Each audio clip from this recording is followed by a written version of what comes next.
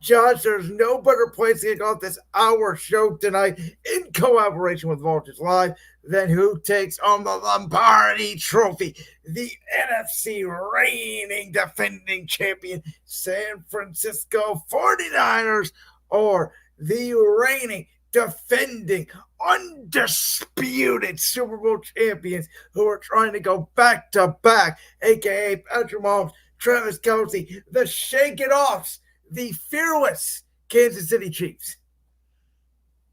What are you trying to be, Bruce Buffer there? I'm trying to be Bruce Buffer. I'm trying to be a WWE ring announcer. I'm trying to be a Taylor Swift fan. I'm trying to be everything. We got everything in the Super Bowl. Okay. Yeah, it's interesting because it seems like the Kansas City Chiefs are kind of taking on the role of villains now. I don't know if you've seen that whole story going around, but people are talking about whether or not they are the new villains and comparing them to the New England Patriots. So my thing is, when you compare dynasties, right? New England's dynasty, I think some people like to put the dynasties in two parts, obviously, because they won a decade without winning a Super Bowl, even though Brady and Belichick were still dominant over those 20 years. But if you compare the two dynasties, Belichick was obviously a very, I don't know, cold blooded is the right word, but not friendly with the media, very carte blanche.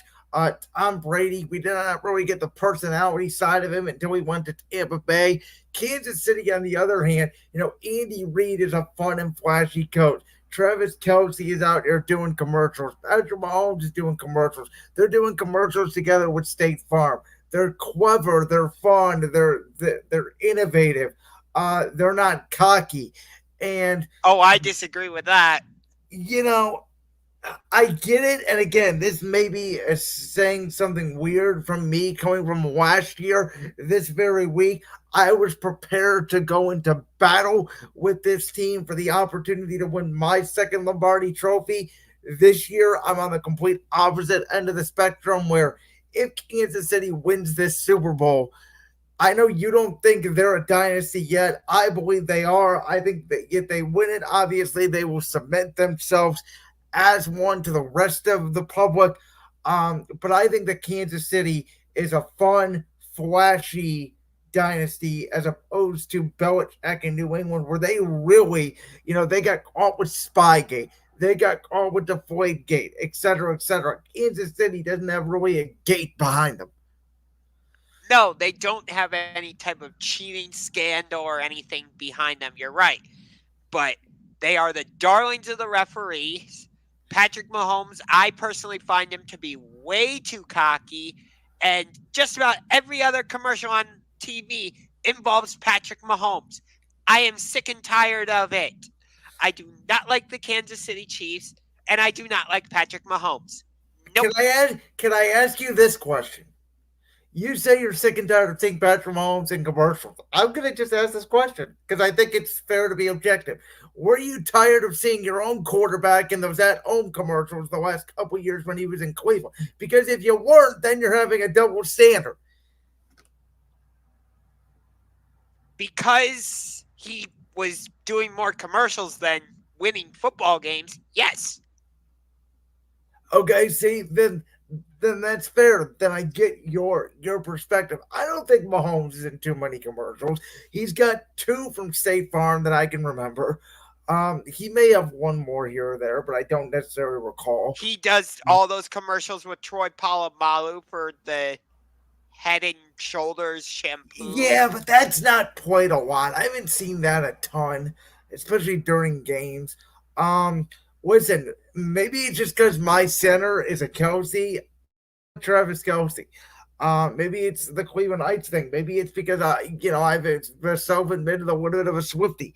I don't know. It's like this Chiefs team to me this year feels different. They've had to go on a different road. They did not have the best regular season. They had to run the ball more. They had the most drops in the regular season. Yet, did you know this year in the playoffs, the Kansas City Chiefs do not have a drop? To me, it's coaching. It's getting better throughout the season. And if they win this game, I think it will be Andy Reid's arguably best coaching job he's done since he's been at Kansas City. And it will be the Chiefs' hardest road because we all think San Francisco has the better roster. The question is, do they have the difference maker at the signal caller position? Yes.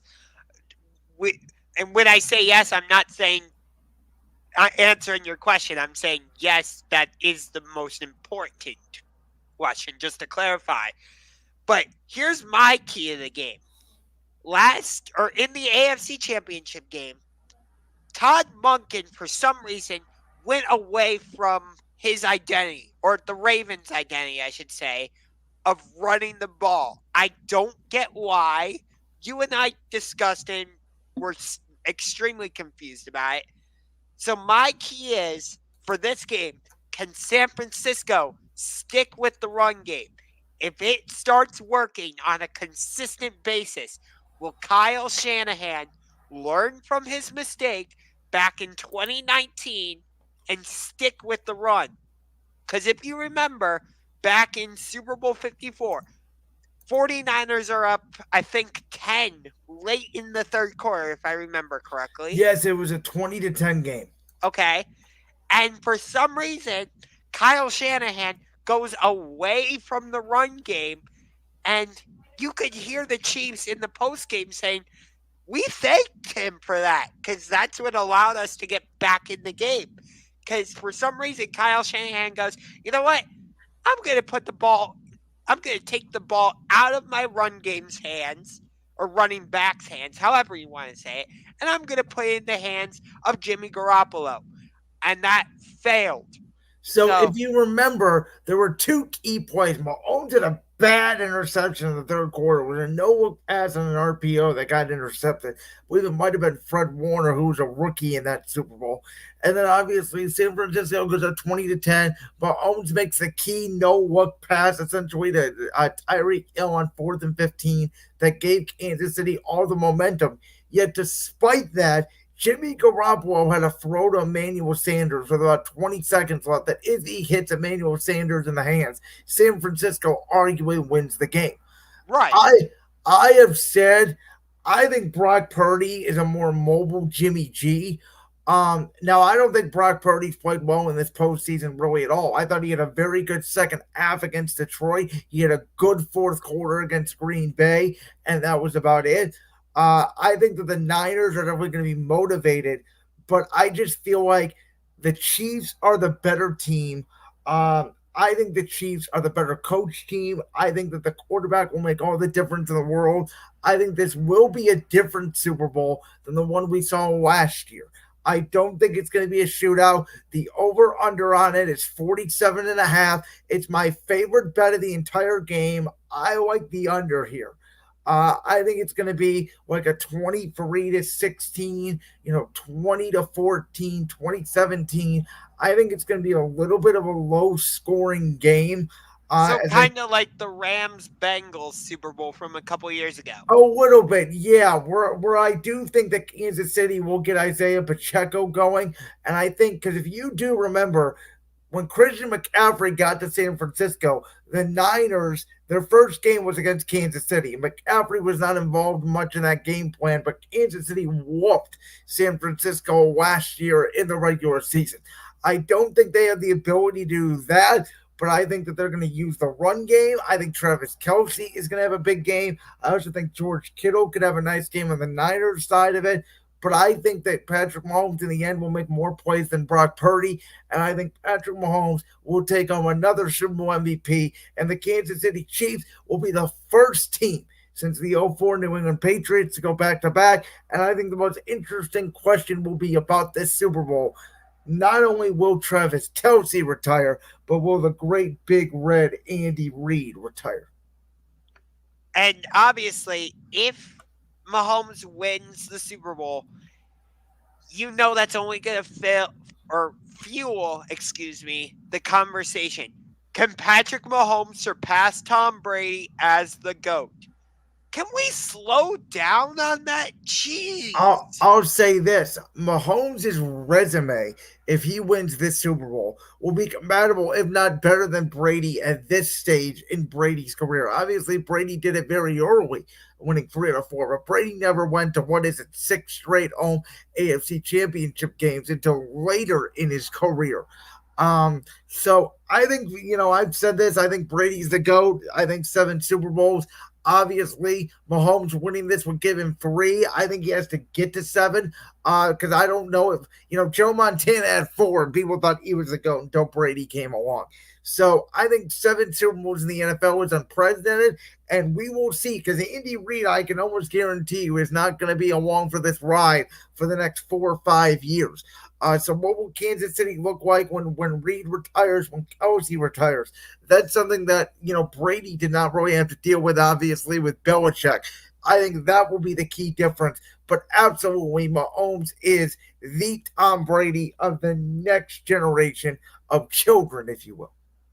Yeah, but can we just pump the brakes a little bit on the whole Mahomes being? I mean, it's an interesting discussion because, like I alluded to, if you look at their resumes, when Brady, obviously, his first, 5 years, and Mahomes' his first 5 years, and again, it was a different era. They're throwing the football more, but Mahomes does have the edge, not only statistically, but he would be even in Super Bowls if that would be the case, if they go on to win.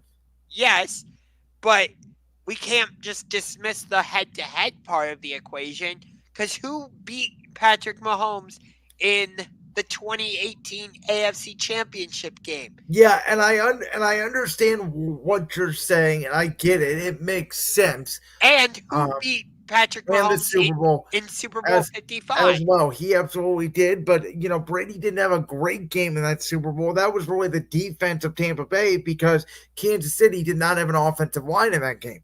Okay, I agree with you there, but now, still. It does sound like Joe Tooney, by the way, is going to play to get back on track with this actual game because that should be the focus. It sounds like Joe Tooney is going to play. I think everybody is going to be healthy. I think Deebo Samuel with an extra week off should be good to go. You still have not given your pick for the game, so we need to hear it. Okay. San Francisco is favored by 2.5, I think. And I've picked against Kansas City every step of the way, and that's come back to bite me in the ass. So, unfortunately, I hate to do this because I really despise them, but I think Patrick Mahomes is hoisting the Lombardi Trophy again. Please prove me wrong, though, San Francisco. Please. Did you agree with me? Do you think it's a little more of a low-scoring game? I mean, like I said, the over-under is 47.5. It's my favorite bet. I love the under. I don't think Kansas City has really seen an offense like San Francisco so far. So, no, I think it's going to be a little bit higher scoring. Not like last year, though. I could see it being like a 31-23 type of game.